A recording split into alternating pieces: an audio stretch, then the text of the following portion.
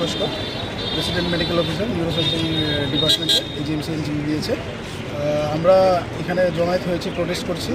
গত 9 তারিখ, অগস্টের 9 তারিখ আরজিকর মেডিকেল কলেজে একটা বিশ্রী দুর্ঘটনা হয়েছে ডক্টর মমিতার সাথে, যাতে উনি প্রাণ হারান।